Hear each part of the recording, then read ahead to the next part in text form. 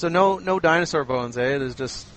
Well, what do they... When they say that there's only some dinosaur bones found, are they even real? Like, we're talking chicken bones fitting in the palm of your hand versus these giant hip bones they're supposedly finding.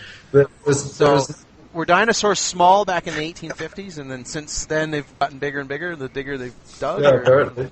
And deeper they dug? So no culture throughout history all over the world had ever found a dinosaur bone until just the same decade when Darwin was coming to history. And it just happened to... It was a knighted Sir... What's his name? I forgot his name right now. It's in the book. But he came up with the term Dinosauria, and then they found a dinosaur bone, and ever since then we've just found thousands and thousands of them. But not disinterested third parties. It's always archaeologists on specific sites, on digs. They just found in this tiny little area, they find 2,000 bones. Oh, here we go. And then a lot of them have been proven to be fake. The ones in the museums are plaster of Paris, and they don't even let you see the real bones. There's insiders who've worked for the Smithsonian, as well as people that have archaeology degrees and have gotten out of it after they found out the whole thing was a hoax, exposing it as well.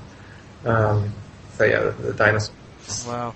So he invented the term before a single bone had been found. Yeah, and then they found the bone like just a few years. You mean one of these? Yeah. Oh, there we go. I was right. Amazing. But then they go as far as saying that now they say oil too, like oil. Yeah, that's where it comes from. It's dinosaur. Like that to me creates really scarcity. pisses me off too. Like oil is not at all. That's not at all where it comes from. Like, come on, like. I mean, the first dinosaur species they put together and put in museums, they'd only found like a tooth. Right. They didn't even allege to discover a full dinosaur skull until very recently. So that they even admit that every single dinosaur compilation, whatever that they've made, they've come up with the head by themselves. And of course, they've just put a bunch of bones of different species together and made all these different supposed dinosaurs. They found elephant bones and whale bones and other things that have been trying to be passed. There's many exhibits that have been closed down because of this. They've been found to be fraudulent.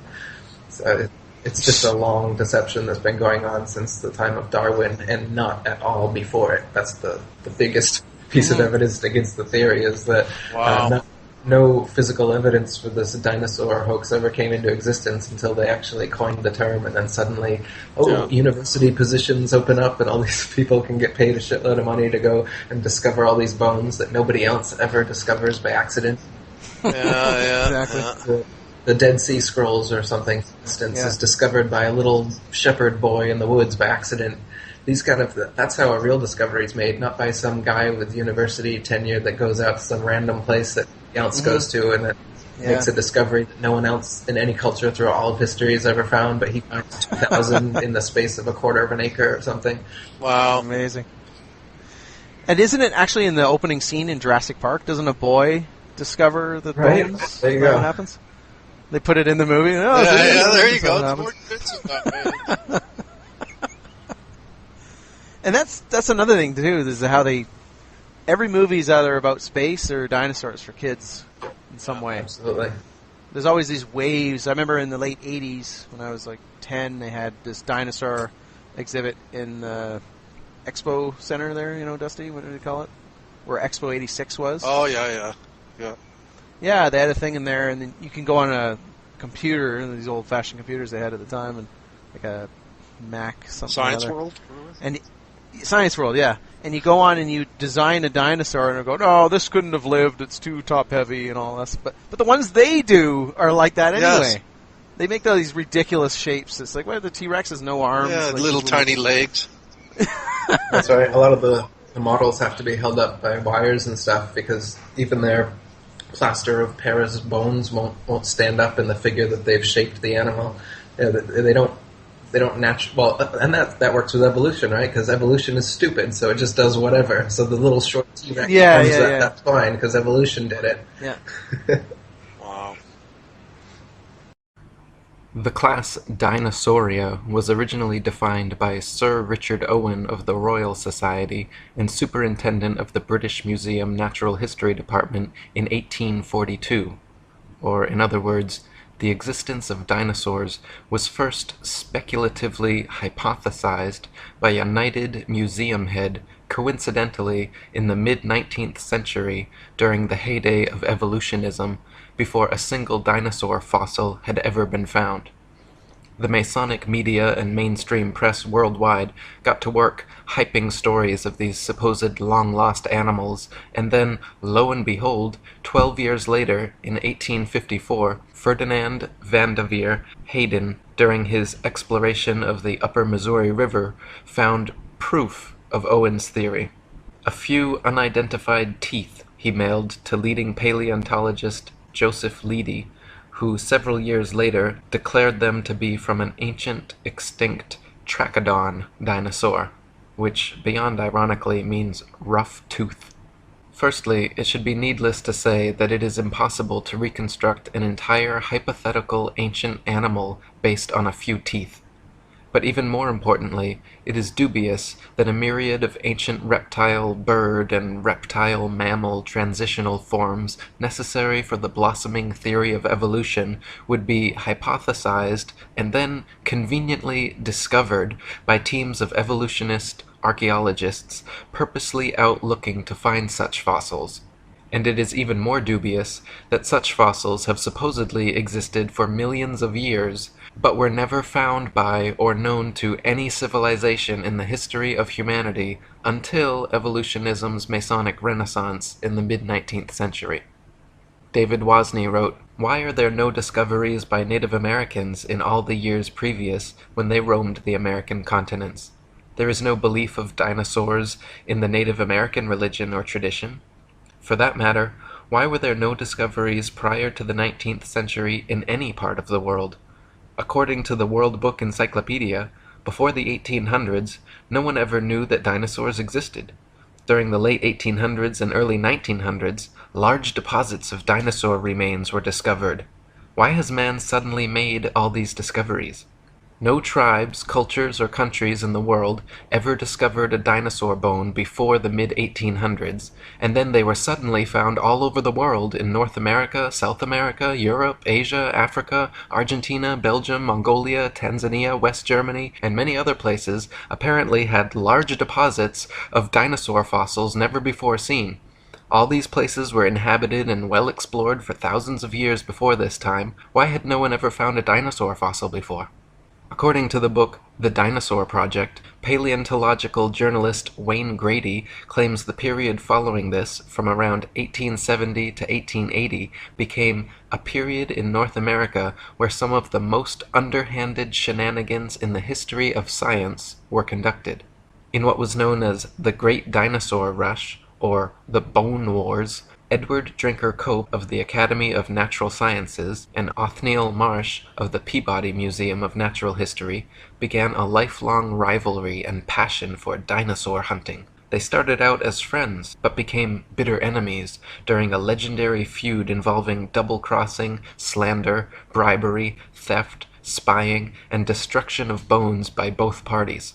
Marsh is said to have discovered over 500 different ancient species, including 80 dinosaurs, while Cope discovered 56. Out of the 136 dinosaur species supposedly discovered by the two men, however, only 32 are presently considered valid, as the rest have all proven to be falsifications and fabrications.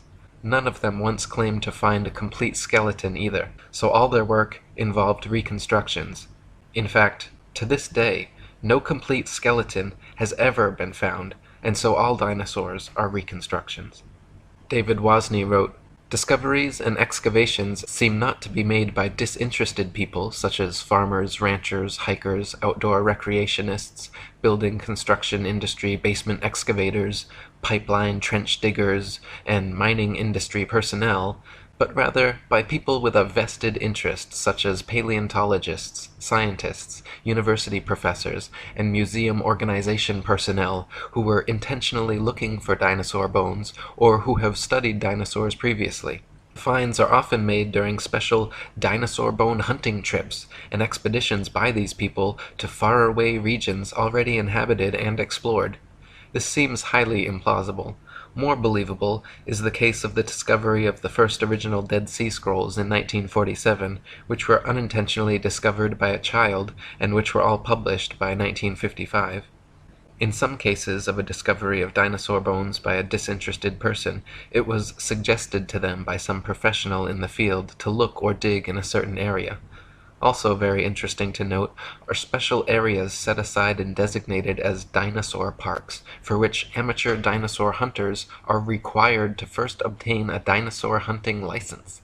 Whatever destination these establishment-funded archaeologists and paleontologists set, it seemed they found incredible numbers of fossils in tiny areas.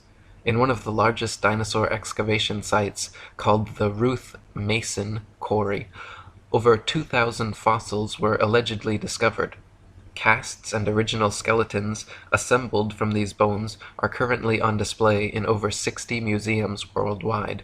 Florentino Ameghino, head of paleontology at La Plata Museum, is amazingly responsible for 6,000 fossil species supposedly discovered throughout his career, all in Argentina.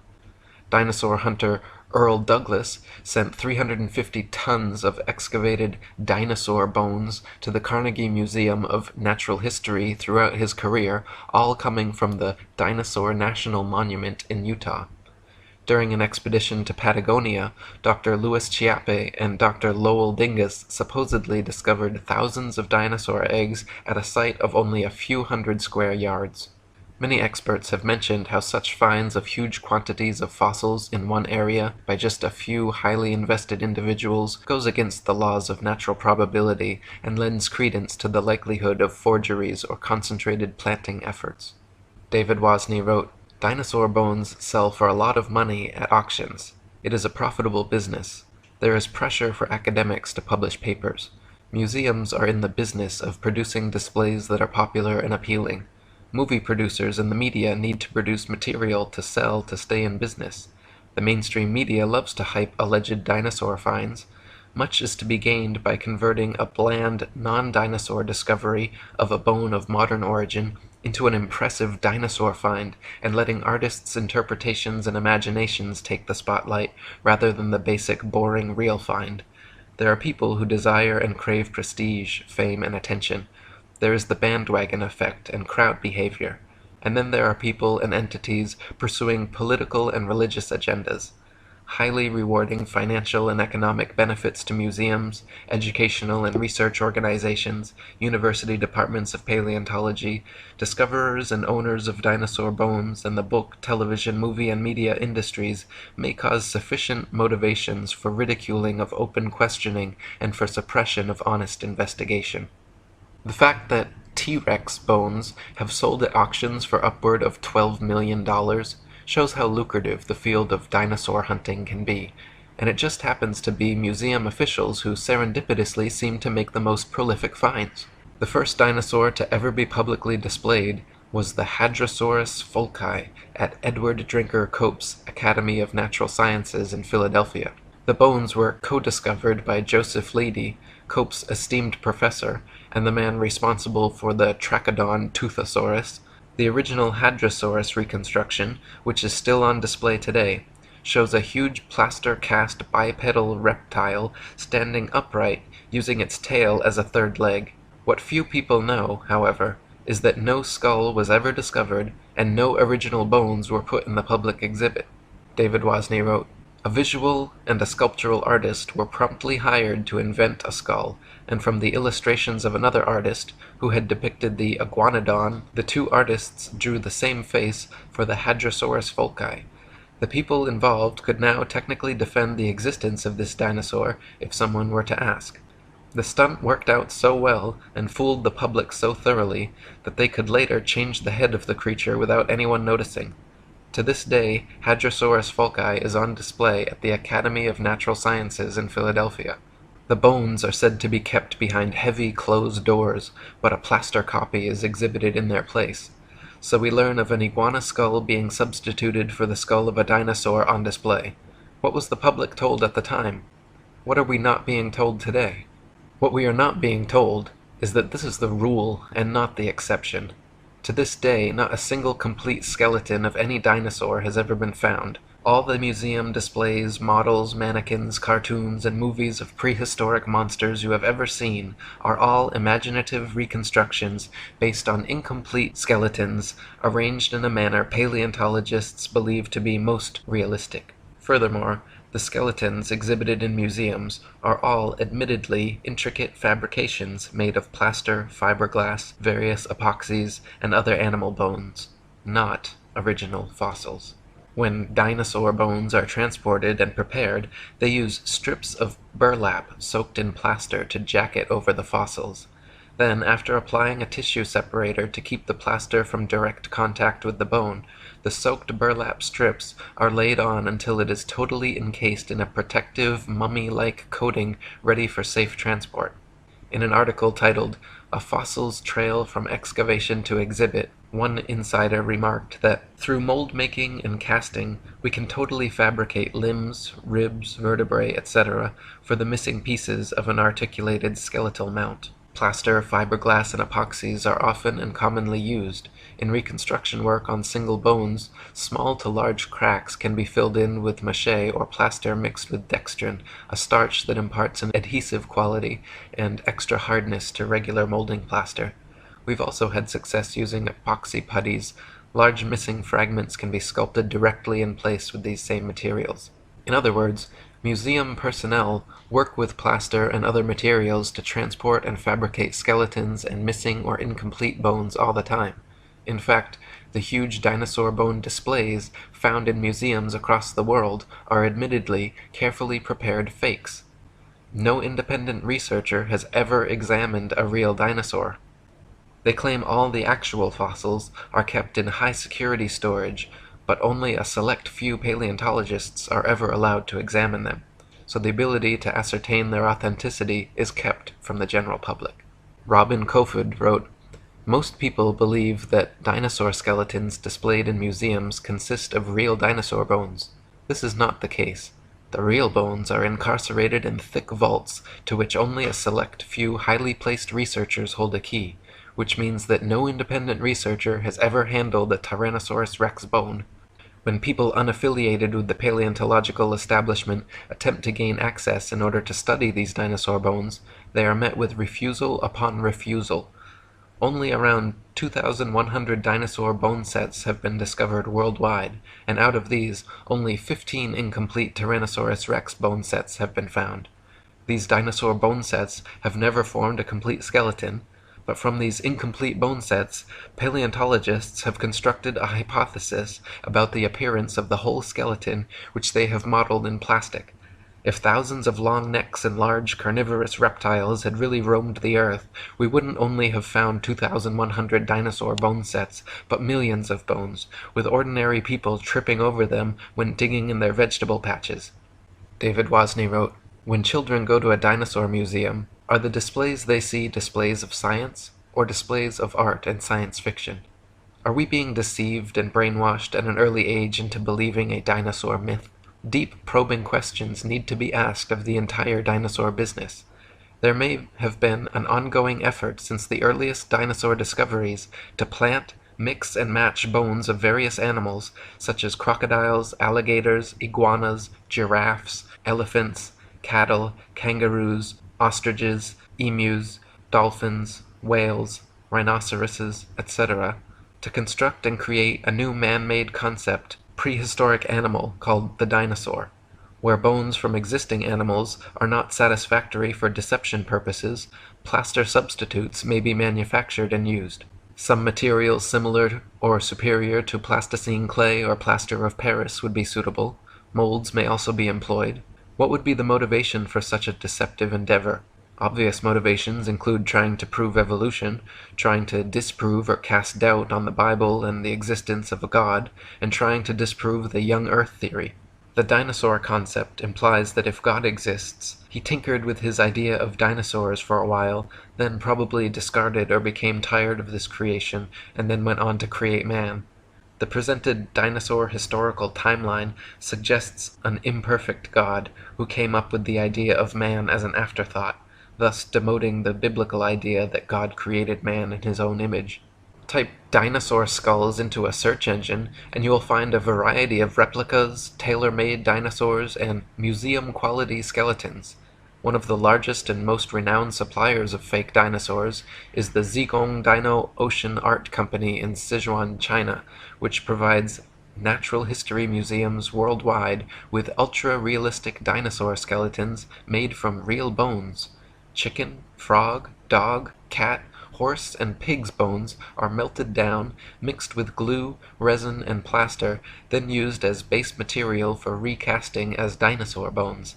They are even given intentional fractures and an antiquated, fossilized look to achieve the right effect. Their website boasts over 62% of our output goes to American and European markets, which means we will understand and are familiar with the intricacies and regulation of exporting to these regions. Since we are a partner of dinosaur museums, all products are made under the guidance of experts of the Chinese Academy of Sciences.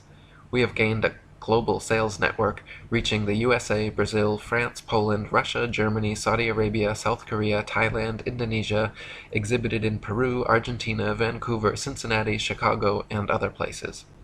As Alan Fiducia, University of North Carolina paleontology professor, wrote, I have heard there is a fake fossil factory in northeast China, in Liaoning province near the deposits where many of these recent alleged feather dinosaurs were found. Or as David Wozni wrote, the possibility exists that key dinosaur bones on display have been artificially modified through sculpture and carving. Bone sculpture is not an unknown human activity. Many cultures participate in creating man-made objects out of existing bones, totally unrecognizable from the original shape. Is the dinosaur industry a customer of this sort of business? Is it possible that dinosaur skeleton replica are secretly assembled or manufactured in private buildings out of public view, with bones artificially constructed or used from a number of different modern-day animals? Why bother having any authentic original fossils at all if alleged replicas please the public? Another problem with dinosaurs is their unnatural structural dynamics. Many dinosaur skeletons and reconstructions feature bipedal monsters like the T-Rex with a forward-leaning torso and head far larger and heavier than its counterbalancing tail. Many museum displays cannot even stand up under their own weight. It is highly unlikely that beasts this large and disproportionate could exist at all. The loads acting on their skeletons are so great that calculations indicate the bones of the largest dinosaurs would buckle and crack under their own immense weight.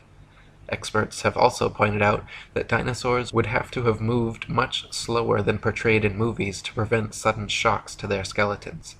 David Wozni wrote, this idea of slow-moving animals does not agree with the biomechanical analysis of dinosaurs, which indicate that the dinosaurs were agile, active creatures.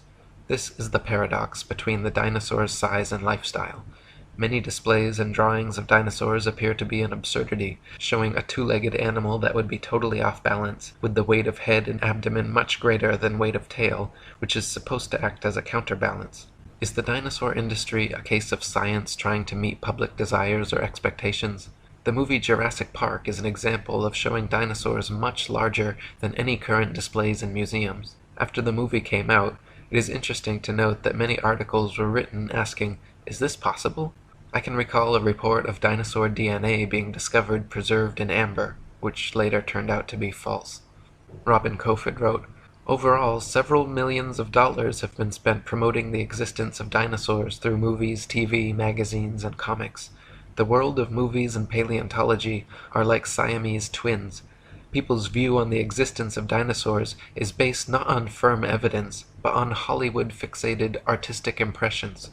Documentaries colorfully illustrate each dinosaur's characteristics, like colors, weight, and muscle mass, but Don Lessam, advisor for Jurassic Park, admits that this is pure guesswork. Consider, for instance, the question of how much these dinosaurs weigh. Don Lessam says, scientists don't know how much dinosaurs weighed.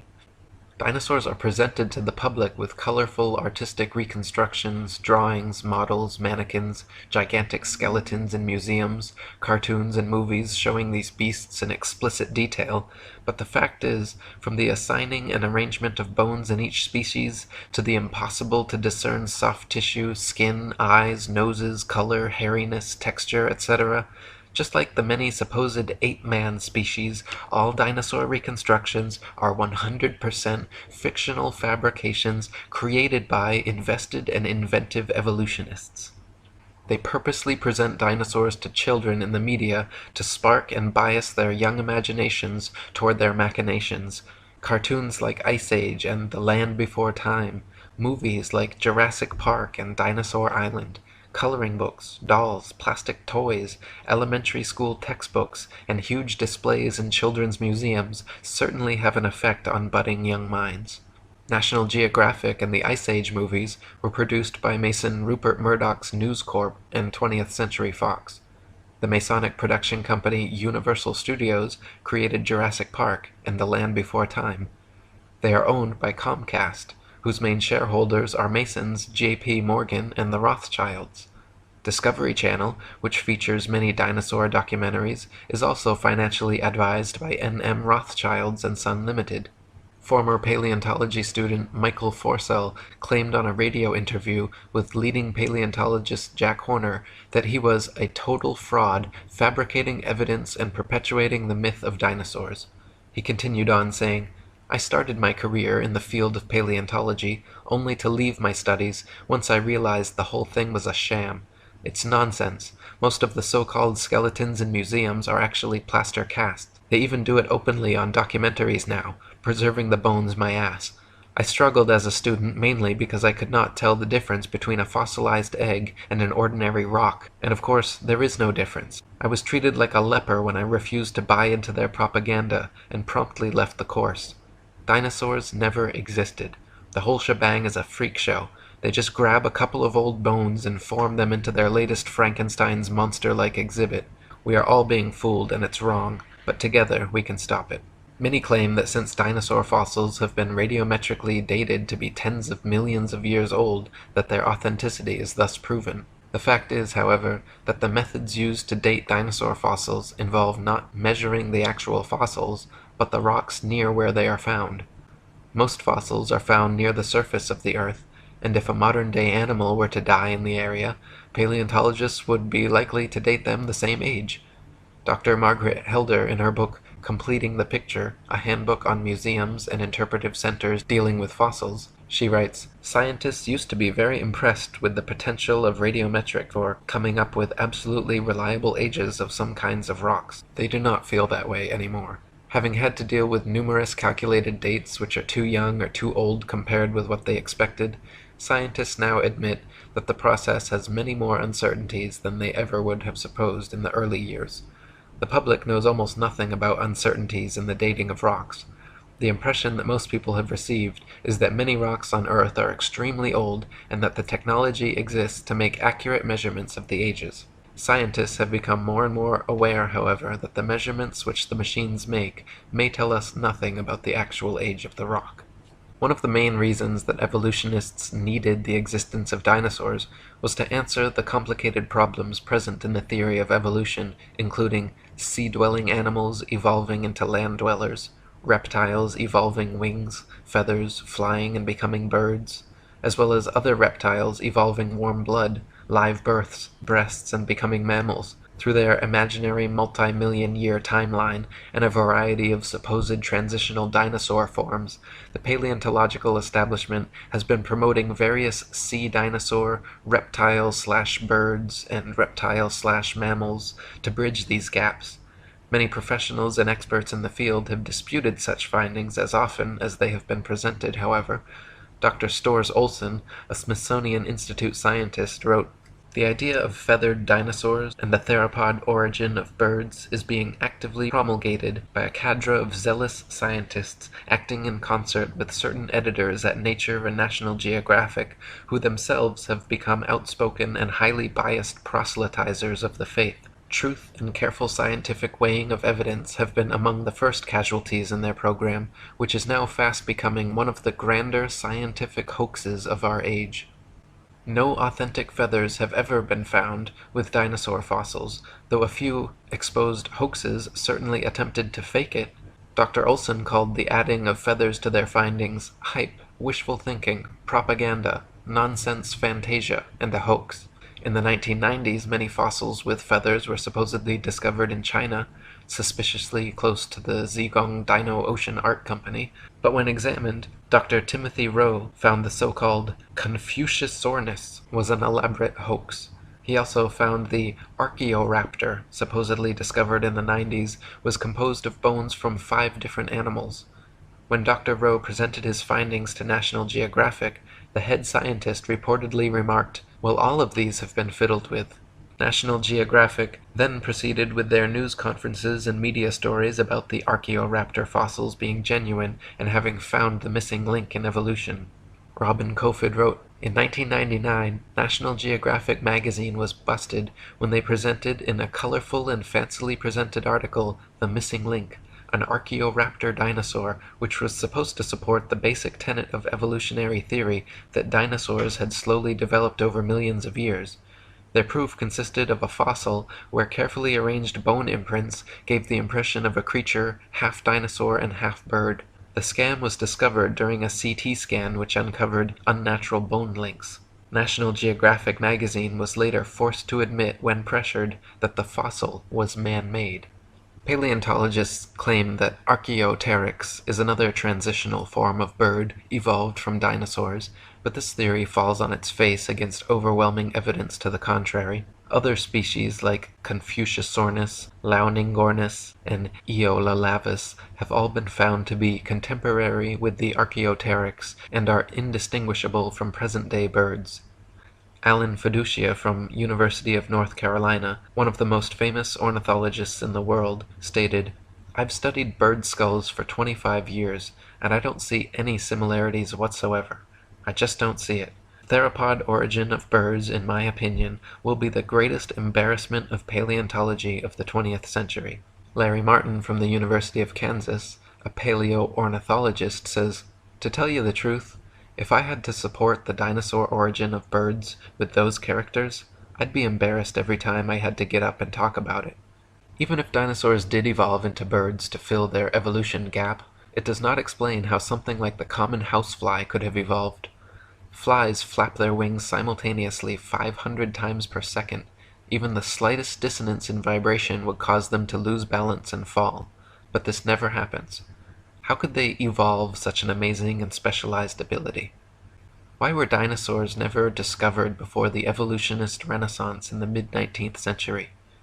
Why do paleontologists think they can reconstruct an entire species of ancient animal from a few teeth? Why have so many dinosaur discoveries turned out to be hoaxes? Why are all authentic dinosaur fossils kept under tight lock and key away from any independent analysis? Why has erosion and weathering not destroyed all these supposed prints and fossils that are allegedly millions of years old? If dinosaurs were supposedly wiped out by a meteor impact or other such catastrophe, why is it that all the other various animal species that exist today were not similarly wiped out? There are many more questions which need to be answered before anyone in their right mind should consider the existence of dinosaurs anything but a convenient evolutionist myth. Robin Kofod wrote, "The paleontological establishment can control which hypotheses will be constructed through textbooks and the curriculum. In this way, students are brainwashed into a pseudo-reality controlled by text material and the teacher's authority. A short practical example. A random dental bone is found at an excavation site, and from this dental bone, the rest of the skeleton is guessed at. We are not kidding about this. The entire dinosaurian field of the paleontological program is a sham."